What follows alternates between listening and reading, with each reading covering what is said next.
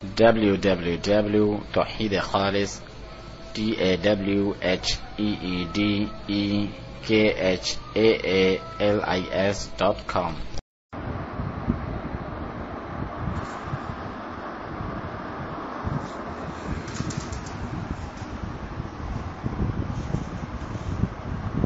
بسم الله الرحمن الرحيم. إن الحمد لله نحمده ونستعينه ونستغفره ونعوذ بالله من شرور أنفسنا ومن سيئات أعمالنا. من يهده الله فلا مضل له ومن يضلل فلا هادي له، وأشهد أن لا إله إلا الله وحده لا شريك له، وأشهد أن محمدا عبده ورسوله.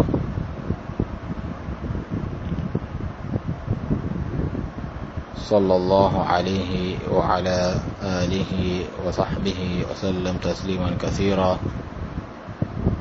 ثم أما بعد. شیخ ربیع المدخلی حفظ اللہ کے مجالس القرآن کے دروس جاری تھے. آج 17ویں مجلس ہم پڑھیں گے، جس میں سورۃ المؤمنون کے آیت 20 سے لے کر تلاوت کی گئی اور سورۃ الفرقان تک تلاوت کی گئی.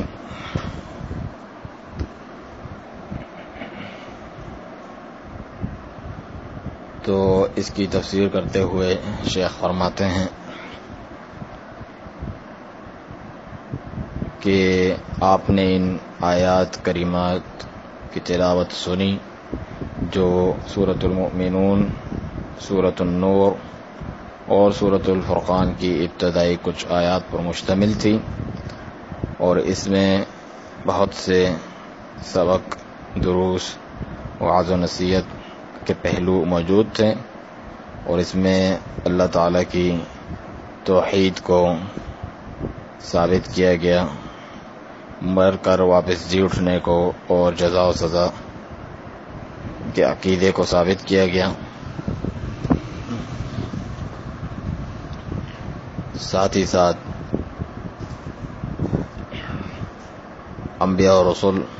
علیہم الصلاۃ والسلام کا ذکر آیا کہ جو اس توحید کو لے کر آئے اور لوگوں کو اس کی یاد دہانی کروائی، اسی طرح جزا اور حساب کی لوگوں کو یاد دہانی کروانے کے لیے انبیاء کرام علیہم الصلاۃ والسلام تشریف لائے. آگے شیخ فرماتے ہیں کہ بعض وہ باتیں جن پر سورۃ النور مشتمل ہے. سورۃ النور میں کے شروع میں آیات الاحکام ذکر ہوئی ہیں، جیسا کہ اقامت حدود، حد قائم کرنا ان پر جو زنا کے مرتکب ہوں، اسی طرح ان کے اوپر حد قائم کرنا جو پاک دامن عورتوں پر بدکاری کی تہمت لگاتے ہیں، اگرچہ وہ اپنی، اور یہ تک حکم بیان ہوا کہ کوئی شخص اپنی بیوی پر اگر برائی کی تہمت لگائے تو اللہ تعالیٰ نے اس کے حکم کی بھی وضاحت فرمائی ہے. اور اللہ تعالیٰ نے سورۃ النور میں حجاب سے متعلق آیات ذکر کی، اسی طرح استئذان کے آداب یعنی اجازت طلب کرنے کے آداب ذکر کیے گئے، اور امت کی ان اعلیٰ اخلاق پر اور عزتوں کے احترام پر تربیت فرمائی، اور ساتھ میں رسول کریم علیہ الصلوۃ والسلام کے مرتبے اور منزلت کا ذکر کیا، اور آپ کی مخالفت سے ڈرایا، خبردار فرمایا، اور منافقوں کے عیب بیان کیے کہ جب انہیں بلایا جاتا ہے کہ آپ صلی اللہ علیہ وسلم سے فیصلہ کروائیں تو وہ منہ پھیر کے چلے جاتے ہیں، اور ان کے برعکس مسلمانوں کا، سچے مسلمانوں کا مرتبہ ذکر کیا کہ اور ان کی صفت کہ وہ آپ صلی اللہ علیہ وسلم کے حکم کے آگے سر تسلیم خم کرتے ہیں اور دلی خوشی کے ساتھ آپ سے فیصلہ کرواتے ہیں۔ اس صورت کے آخر میں اللہ تعالیٰ نے یہ فرمایا فَلْيَحْذَرِ الَّذِينَ يُخَالِفُونَ عَنْ أَمْرِهِ أَن تُصِيبَهُمْ فِتْنَةٌ أَوْ يُصِيبَهُمْ عَذَابٌ أَلِيمٌ۔ بس ڈرنا چاہیے ان لوگوں کو جو آپ صلی اللہ علیہ وسلم کے حکم کی مخالفت کرتے ہیں کہ کہیں انہیں کوئی فتنہ آ گھیر لے یا انہیں دردناک عذاب پہنچے۔ اور اللہ تعالیٰ نے اس بات کی بھی وضاحت فرمائی کہ کس طرح اس رسول کریم صلی اللہ علیہ وسلم کے ساتھ ادب بجا لایا جائے۔ اگر وہ ان کے ساتھ ہوں تو اس طرح سے نہ چلے جائیں کہ بغیر اجازت کے آپ کے پاس سے اٹھ کے چلے جائیں۔ اور اسی طریقے سے آپ کو پکاریں تو اس کے بھی آداب ذکر کیے کہ اس طریقے سے نہ پکاریں کہ یا محمد، بلکہ کہیں یا رسول اللہ، یا نبی اللہ۔ اللہ تعالیٰ کا فرمان لا تجعلوا دعاء الرسول بینکم کدعاء بعضکم بعضا، تم رسول کو جو پکارنا ہے اس کو ایسا نہ بنا دو جس طرح ایک دوسرے کو بلاتے ہو، پکارتے ہو، اور آخر تک جو آیات ہیں۔ پھر آگے شیخ ربیع المدخلی حفظہ اللہ فرماتے ہیں کہ کامیاب لوگوں کی صفات۔ ہم واپس سے لوٹتے ہیں سورۃ المؤمنون کے ابتدائی آیات کی طرف، جس میں اللہ تبارک و تعالی فرماتے ہیں قد افلح المؤمنون، یقیناً کامیاب ہو گئے مؤمنین، الذین هم فی صلاتهم خاشعون، جو اپنی نماز میں خشوع و خضوع اختیار کرتے ہیں، عاجزی و انکساری اختیار کرتے ہیں، والذین هم عن اللغو معرضون، اور وہ لغو باتوں سے، بیہودہ باتوں سے منہ پھیرتے ہیں، اس سے اعراض کرتے ہیں، والذین هم للزکاة فاعلون، اور وہ زکوٰۃ کی ادائیگی کرتے ہیں، والذین هم لفروجهم حافظون، اور وہ اپنی شرمگاہوں کی حفاظت کرتے ہیں، الا علی ازواجهم او ما ملکت ایمانهم فانهم غیر ملومین، سوائے اپنی بیویوں پر یا جو ان کے دائنے ہاتھ جس چیز کے مالک ہیں یعنی لونڈیوں پر، فإنهم غیر ملومین، اس صورت میں تو ان پر کوئی ملامت نہیں، فمن ابتغى وراء ذلك فأولئك هم العادون، البتہ جو اس کے سوا کچھ چاہیں تو ایسے ہی لوگ زیادتی کرنے والے، حد سے تجاوز کر جانے والے ہیں، والذین هم لأماناتهم وعهدهم راعون، اور وہ جو اپنی امانتوں اور عہد کا لحاظ کرتے ہیں، والذین هم علی صلاتهم یحافظون، اور وہ کہ جو اپنی نمازوں کی حفاظت کرتے ہیں، اولئک هم الوارثون، یہی لوگ وارث ہوں گے، الذین یرثون الفردوس هم فیہا خالدون، کہ جو الفردوس کے وارث ہوں گے جہاں وہ ہمیشہ رہیں گے۔ تو شیخ فرماتے ہیں کہ یہ سچے اور مخلص مومنین کی صفات ہیں کہ جو ان عظیم صفات سے متصف ہوتے ہیں۔ اللہ تعالیٰ نے ان کے بارے میں بیان کیا کہ ان کی جزا جنت الفردوس ہے،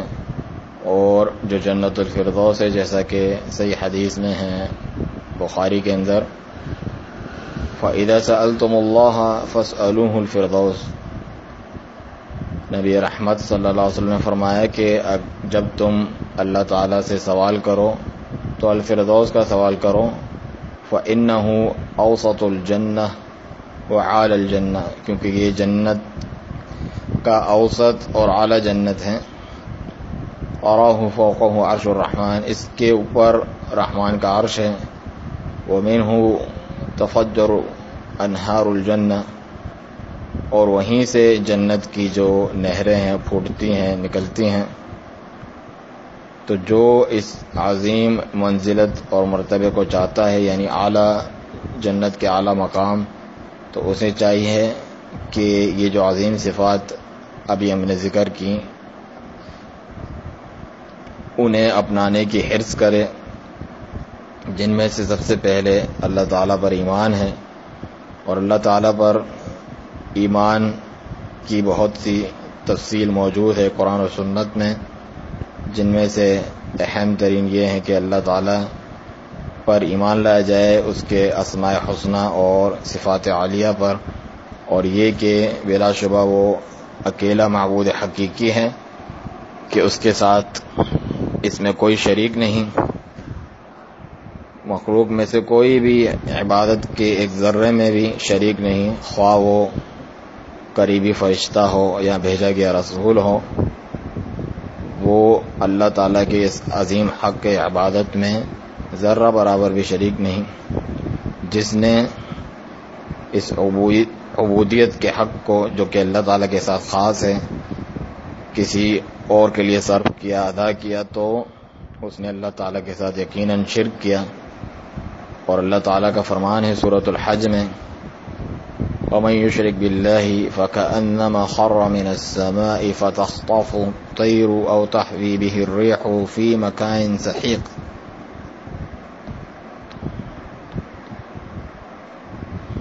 کہ جس نے بھی اللہ تعالیٰ کے ساتھ شریک کیا تو گویا کہ وہ ایسا ہے کہ وہ آسمان سے گرا، فَتَخْطَفُهُ الطَّيْرُ، تو اسے پرندے اچک لے جاتے ہیں، یا ہوا اسے بہت دور کی جگہ پر اٹھا پھینکتی ہے. سورۃ النساء میں فرمایا، إِنَّ اللَّهَ لَا يَغْفِرُ أَن يُشْرَكَ بِهِ وَيَغْفِرُ مَا دُونَ ذَلِكَ لِمَن يَشَاءُ. بے شک اللہ تعالیٰ اس بات کو ہرگز نہیں بخشتا کہ اس کے ساتھ کسی کو شریک کیا جائے. اس کے علاوہ جو گناہ ہے وہ جس کے لیے چاہتا ہے بخش دیتا ہے. اور ایمان میں سے یہ بھی ہے کہ اللہ تعالیٰ پر ایمان لایا جائے، فرشتوں پر ایمان لایا جائے، کتابوں پر، رسولوں پر، یوم آخرت پر، اور تقدیر پر، اچھی ہو یا بری. یہ ارکان ایمان ہیں جو کہ 6 ہیں. جس کسی نے بھی ان میں سے کسی چیز کا انکار کیا تو وہ ملت ایمان اور ملت اسلام سے خارج ہو گیا. ساتھ ہی ساتھ ان آیات میں اعمال صالحہ کا ذکر ہے ایمان کے بعد، کہ جس نے بھی انہیں اپنایا تو وہ ان مومنین میں سے ہیں. اللہ تعالیٰ فرماتے ہیں، یعنی یہ جو مومنین ہیں ان کی یہ صفات ہیں کہ الذین هم فی صلاتهم خاشعون، کہ یہ لوگ اپنی نماز میں خشوع و خضوع اختیار کرتے ہیں، اللہ تعالیٰ کی خشیت اپنی نماز میں اختیار کرتے ہیں. اور جو الخشوع ہے اس کی تعریف میں سیدنا ابن عباس رضی اللہ عنہما فرماتے ہیں کہ مومن کا اللہ تعالیٰ سے خوف کھانا اور اس کے دل کا اللہ تعالیٰ کے آگے جھکا رہنا، اس کی خشیت سے لبریز رہنا، معمور رہنا، اس سے ڈرتے رہنا، اور جو اس کے جوارح ہیں، اس کے جو جسم کے اعضاء ہیں، وہ سکون میں ہوں، ساکن ہوں، اللہ تعالیٰ کا ادب بجا لانے کے لیے. چنانچہ اس نماز کا اہتمام کرنا بہت بڑی اور عظیم بات ہے. تو ایک مومن کا دل پرسکون ہو، اللہ تعالیٰ کے آگے جھکا ہوا ہو، اس کی خشیت سے بھرا ہو، اور اس کے جو اعضاء اور جوارح ہیں وہ بھی سکون کی حالت میں ہوں. وہ یہ تصور کرے کہ اللہ سبحانہ تعالیٰ اسے دیکھ رہا ہے، گویا کہ وہ بھی اللہ سبحانہ تعالیٰ کو دیکھ رہا ہے. یہ اخلاص کی چوٹی ہے، اس کی بلندی ہے اور احسان کہلاتا ہے. ان تعبد اللہ کأنک تراہ فإن لم تکن تراہ فإنہ یراک. جیسا کہ حدیث جبرائیل میں ہے سے بخاری مسلم وغیرہ میں کہ اللہ تعالیٰ کی یوں عبادت کرو گویا کہ تم اسے دیکھ رہے ہو، اگر تم اسے نہیں دیکھ رہے وہ تو تمہیں دیکھ رہا ہے۔ تو یہ نماز جو ہے بہت اہم ترین بات ہے۔ بعض لوگ جب نماز میں داخل ہوتے ہیں تو بالکل لاپرواہی اور ان کا دھیان کہیں اور ہوتا ہے، گم ہوتے ہیں، خیال نہیں کرتے، دھیان نہیں کرتے، یہ تک معلوم نہیں ہوتا کتنا میں نے پڑھ لیا ہے۔ اور بعض دنیا کے مختلف امور میں لگے رہتے ہیں، دنیاوی مال کے حساب اپنے نماز میں کر رہے ہوتے ہیں، اللہ عالم، جو کہ ان مومنین کی صفات کے مخالف ہیں کہ جو اپنی نماز میں خشوع و خضوع اختیار کرتے ہیں۔ چنانچہ آپ کو چاہیے کہ اللہ تعالیٰ کا خشوع، اس کی خشیت اختیار کریں نماز میں، اور محمد رسول اللہ صلی اللہ علیہ وسلم کے طریقے پر چلیں جیسا کہ آپ نماز پڑھا کرتے تھے۔ اور آپ نے یہ بھی فرمایا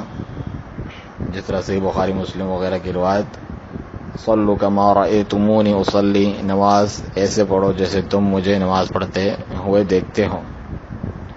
اور آپ صلی اللہ علیہ وسلم تمام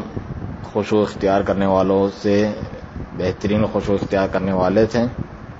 اور نماز کو اس کے اکمل ترین طریقے سے ادا کرنے والے تھے، اس کے رکوع ہوں، سجود ہوں، اس کا خشوع ہو، آخر تک جتنی بھی باتیں ہیں جن کو ملحوظ خاطر رکھنا ضروری ہے۔ اور آپ صلی اللہ علیہ وسلم کے بارے میں پہلے بھی ہم نے ذکر کیا کہ یصلی ولی جوفہ عزیز کا عزیز المرجلی، جیسے کہ صحیح بخاری مسلم کی روایت کہ آپ نماز پڑھتے تو آپ کے سینے سے یوں آواز آتی گویا کہ ہانڈی جوش مارتی ہے اللہ تعالیٰ کے خوف سے۔ اور آپ علیہ الصلوۃ والسلام تو اللہ تعالیٰ کی مخلوق میں سے سب سے افضل ترین ہیں، اور اللہ تعالیٰ کے سب سے زیادہ قریبی ہیں اور سب سے زیادہ محبوب ہیں، اور آپ اللہ تعالیٰ کے خلیل ہیں، قریبی دوست ہیں، جیسا کہ ابراہیم علیہ السلام اللہ تعالیٰ کے خلیل ہیں۔ اس کے باوجود آپ اللہ تعالیٰ سے یوں ڈرتے ہیں اور یوں اس عقیدے پر عمل کرتے ہیں کہ اللہ تعالیٰ دیکھ رہا ہے، اور ہمیشہ اس کو اپنے دل میں رکھتے ہیں۔ آپ صلی اللہ علیہ وسلم کا خود یہ فرمان ہے۔ اس سے پہلے جو میں نے حدیث ذکر کی کہ سینے سے ایسی آواز آتی ہے، وہ مسند احمد کی ہے۔ یہ جو حدیث ہے یہ بخاری اور مسلم کی ہے کہ واللہ انی لاخشاکم للہ واتقاکم لہ، کہ اللہ تعالیٰ کی قسم میں تم سب سے زیادہ اللہ تعالیٰ سے ڈرنے والا اور اس کا تقوی اختیار کرنے والا ہوں، اس کی خشیت اختیار کرنے والا ہوں۔ تو یہ جو نماز ہے جس نے اس میں اخلاص اپنایا اور جس طرح اس کے ادا کرنے کا حق ہے اس طرح ادا کیا، تو پھر یہ نماز اسے فحاشی اور منکرات سے روکتی ہے۔ اگر آپ کسی شخص کو دیکھیں کہ وہ فحاشی اور منکرات میں مبتلا ہے تو دو میں سے ایک بات ہے، یا تو وہ نماز پڑھتا نہیں ہوگا، یا نماز پڑھتا ہوگا تو اس کی نماز میں کوئی نہ کوئی خلل ضرور ہوگا۔ آگے فرمایا مومنین کی صفات،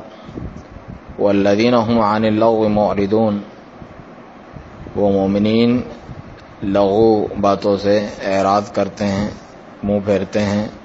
اور اللغو کی تفسیر جو ہے مختلف طریقوں سے کی گئی ہے، وہ کلام کہ جس میں کوئی فائدہ نہ ہو، فضول باتیں، اور ایک تفسیر شرک سے بھی کی گئی ہے اور ایک تفسیر باطل سے بھی کی گئی ہے۔ اور ہو سکتا ہے کہ یہ آیت ان تمام باتوں کو شامل ہو، یعنی یہ تمام باتیں اس میں شامل ہیں لغو میں، کہ وہ اللہ تعالیٰ کے ساتھ شرک بھی نہیں کرتے، نہ کسی باطل میں مبتلا ہوتے ہیں، نہ فضول کلام میں منہمک ہوتے ہیں، اس میں داخل ہوتے ہیں، نہ اپنے اوقات کو ضائع کرتے ہیں لہو لعب میں، فضول حرکتیں، فضول کھیل تماشوں میں، بلکہ وہ اس زندگی کو سنجیدگی سے لیتے ہیں، اعمال صالحہ کرتے ہیں، اللہ تعالیٰ کا تقرب حاصل کرنے کی کوشش کرتے ہیں، علم حاصل کرتے ہیں، اللہ تعالیٰ کی طرف دعوت دیتے ہیں، یعنی یہ تمام سنجیدہ اعمال وہ بجا لاتے ہیں۔ کیونکہ انہوں نے اپنا نصب العین جنت کو بنایا ہوتا ہے. تو آپ کو چاہیے کہ ان اصناف میں سے آپ ہو جائیں اور ہر قسم کے لغو سے منہ پھیر لیں. اور آج کے زمانے میں کتنی ہی زیادہ لغو باتیں موجود ہیں کہ لوگ آتے ہیں، ان کے اوپر بھی فضا میں کچھ ہے، نیچے بھی کچھ ہے، مختلف سگنل ہیں، مختلف چیزیں ہیں، مختلف اخبارات، مجلات، خبریں اور کیا کچھ نہیں ہے ذرائع ان کے پاس فتنوں میں مبتلا ہونے اور لغویات میں مبتلا ہونے کے، اور کتنے ہی یہ زیادہ ہیں واللہ اس قسم کے لغو اور باطل باتیں آج کے دور میں.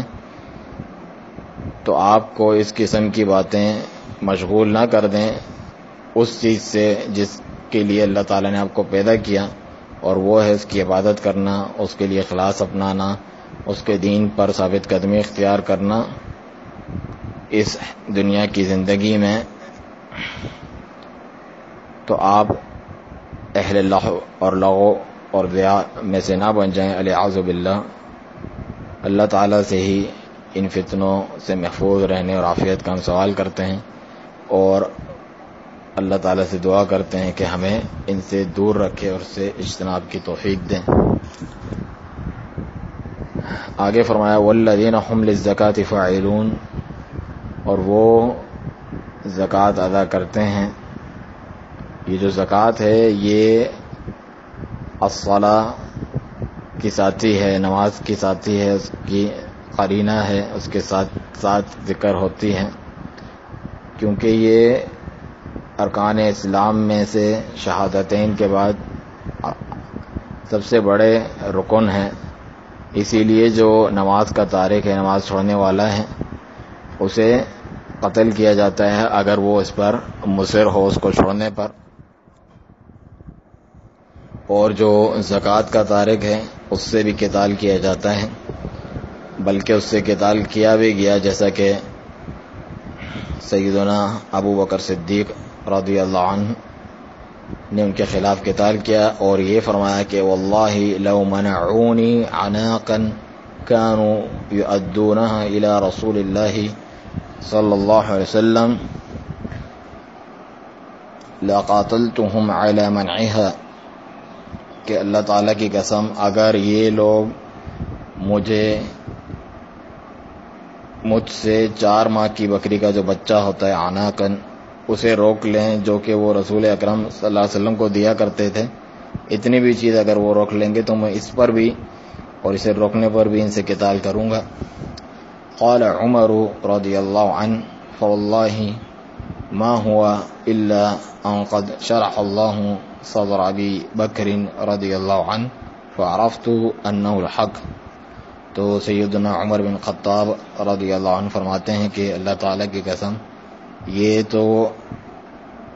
اس کے سوا کچھ نہیں کہ اللہ تعالیٰ نے ہی سیدنا ابو بکر صدیق رضی اللہ عنہ کا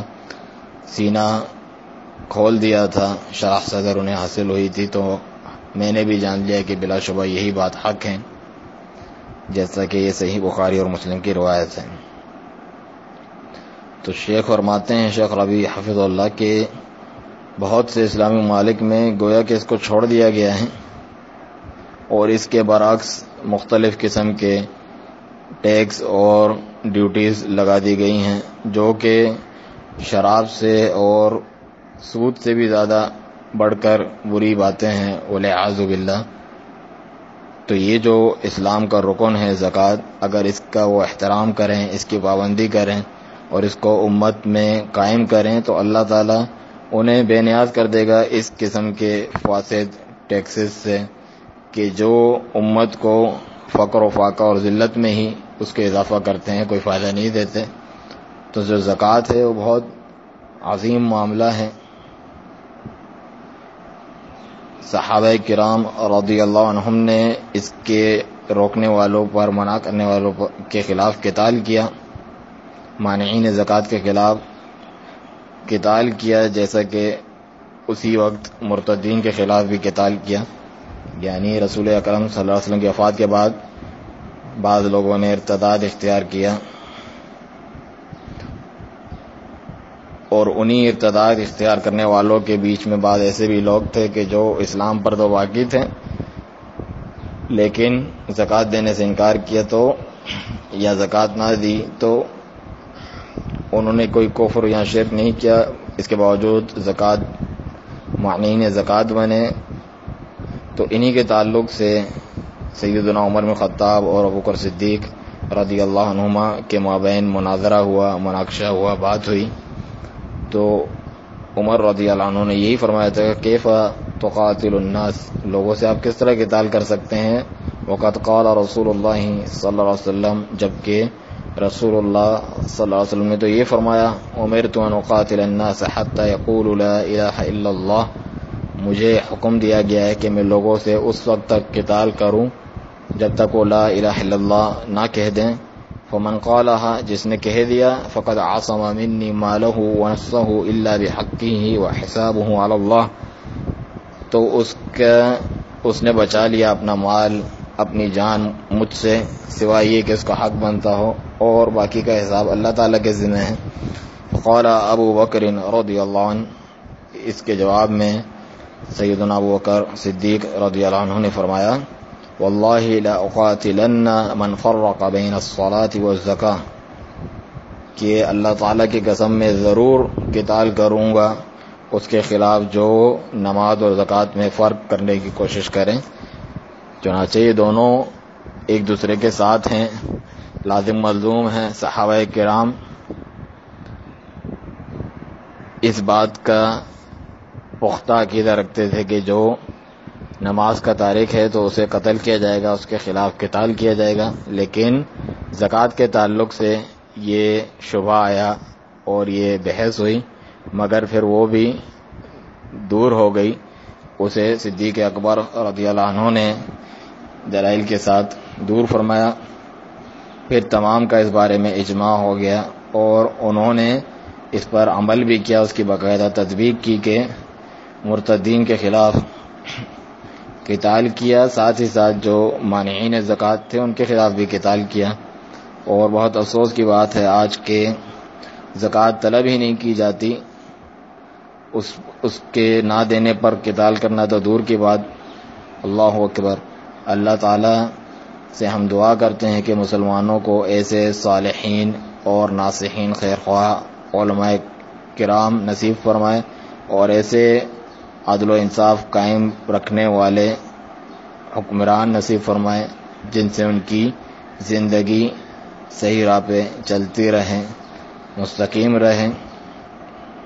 اور اس امت کو اللہ تعالیٰ اپنے اذن سے ان مشکلات، ان قلق اور اضطراب اور گھٹن سے اور تنگی سے نکالے جس میں یہ پڑی ہوئی ہیں۔ آگے فرمایا شیخ نے، اللہ سبحانہ وتعالیٰ فرماتا ہے والذین هم لفروجہم حافظون، کہ وہ جو اپنی مومنین یعنی اپنی شرمگاہوں کی حفاظت کرتے ہیں، تو یہاں پر پاک دامنی اور عفت کا بیان ہے، اللہ تعالیٰ سے ڈرتے ہوئے، اس کے خوف سے، اس کے یعنی عفت اپنانا، پاک دامنی اپنانا، اللہ تعالیٰ کے خوف کی بنا پر عزتوں کی حفاظت اور بچاؤ کی خاطر، اور اپنے آپ کو گھٹیا اخلاق میں پڑنے سے بچانے کے لیے، تو اللہ تعالیٰ کی رضا حاصل کرنے کے یہ ذرائع ہیں۔ فرمایا کہ الا علی ازواجہم او ما ملکت ایمانہم، سوائے اپنی بیویوں پر یا جو ان کی لونڈیاں ہیں ان پر وہ استعمال کرتے ہیں، کیونکہ اللہ تعالیٰ نے اسے مباح قرار دیا ہے، ان کے لیے جائز قرار دیا ہے۔ اللہ تعالیٰ نے ایک مرد کے لیے یہ جائز قرار دیا ہے کہ وہ 4 شادیاں کر سکتا ہے، اور ساتھ ہی ساتھ اس کے لیے لونڈیوں کو بھی حلال قرار دیا ہے۔ مسلمانوں کے لیے اللہ تعالیٰ نے ان چیزوں کو حلال قرار دیا ہے، البتہ یہ فرمایا فَمَنِ ابْتَغَىٰ وَرَاءَ ذَلِكَ فَأُولَٰئِكَ هُمُ الْعَادُونَ، تو جو کوئی اس کے سوا کچھ چاہے تو ایسے ہی لوگ زیادتی کرنے والے ہیں، حد سے بڑھ جانے والے ہیں۔ اللہ تعالیٰ نے آپ کے لیے نکاح کو حلال اور جائز قرار دیا 4 تک، اسی طرح آپ کے لیے لونڈیاں اللہ تعالیٰ نے حلال قرار دی، لیکن آج کل یہ لونڈیاں موجود نہیں۔ جو لوگ آج جہاد کرتے ہیں اپنا بدعتی اور خرافی قسم کا جہاد، تو ان کے نزدیک یہ باتیں موجود ہی نہیں ہیں ان کے جہاد میں، حالانکہ یہ جہاد کا نتیجہ اور ثمرہ ہے، یہ چیزیں بھی حاصل ہوتی ہیں، مال غنیمت حاصل ہوتے ہیں، غلام حاصل ہوتے ہیں، لونڈیاں حاصل ہوتی ہیں، یعنی دشمنوں کی جو عورتیں ہیں۔ اس میں کیا ہے؟ اس میں اسلام کی عزت، اسلام اور مسلمانوں کی عزت ظاہر ہوتی ہے، اور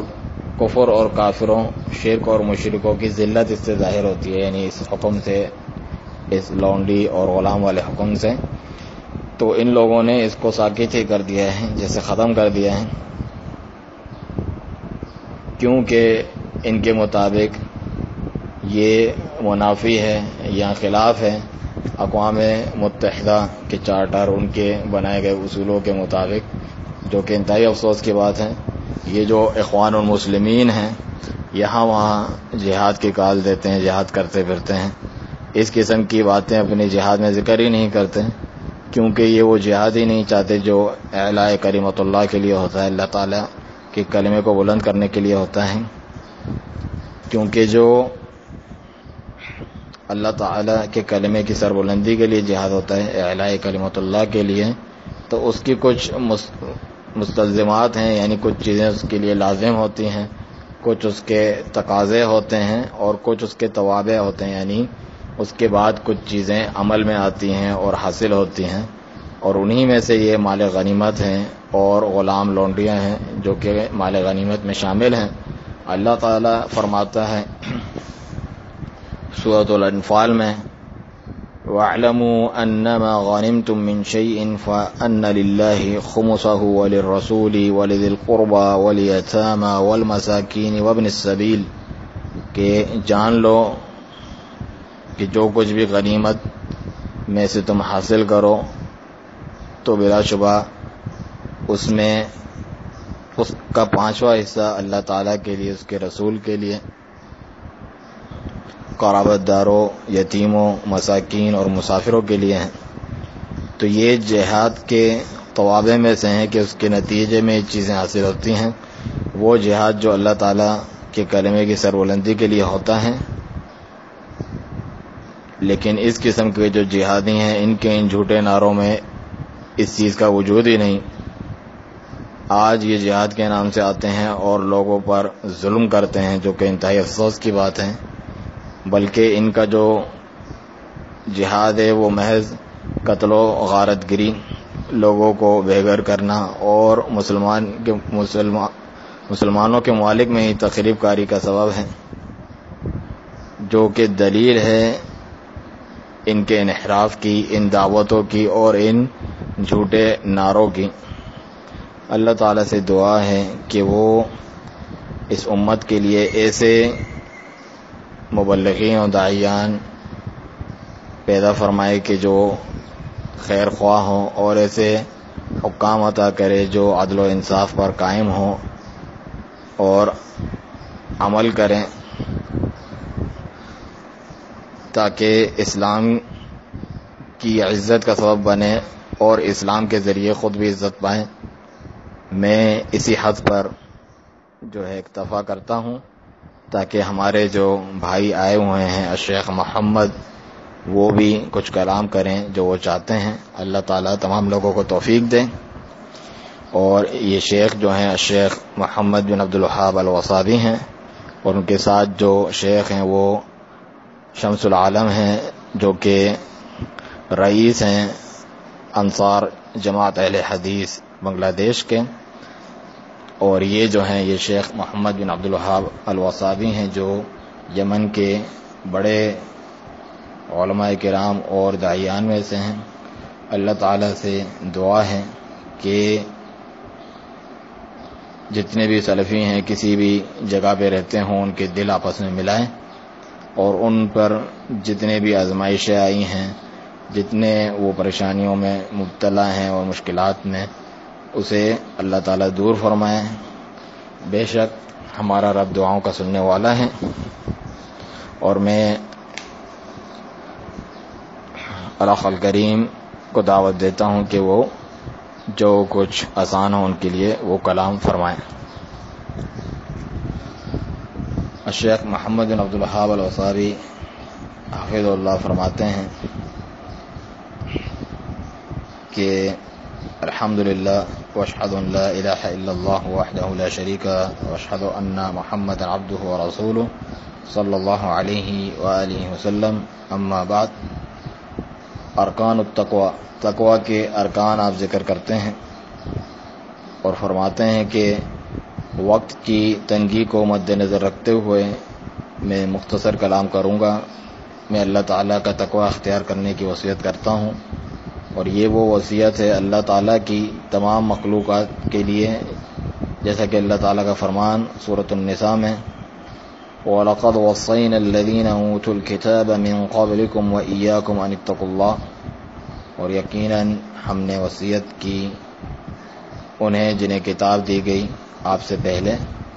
اور آپ کو بھی کہ اللہ تعالیٰ کا تقوی اختیار کریں. تو یہ بہت ہی عظیم اور مبارک وصیت ہے، اللہ تعالیٰ کی وصیت اپنے بندوں کے لیے کہ وہ اس کا تقوی اختیار کریں.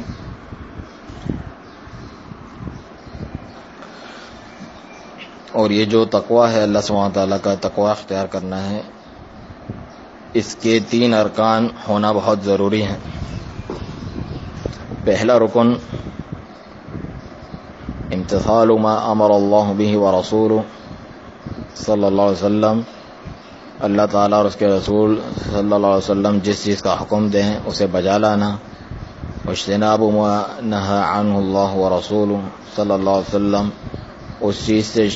بچنا، اجتناب کرنا جس سے منع فرمایا اللہ تعالیٰ اور اس کے رسول صلی اللہ علیہ وسلم نے. وتصدیق ما اخبر اللہ بہ ورسولہ صلی اللہ علیہ وسلم، اور تصدیق کرنا اس چیز کی جس کی خبر دی اللہ تعالیٰ نے اور اس کے رسول صلی اللہ علیہ وسلم نے. جس نے بھی ان چیزوں پر عمل کیا تو اس نے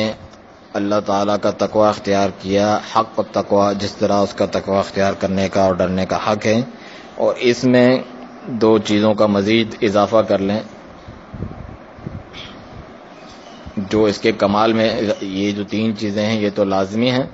باقی 2 چیزیں جو ذکر کر رہا ہوں میں وہ اس کے کمال کو حاصل کرنے کے لیے ضروری ہیں. الاول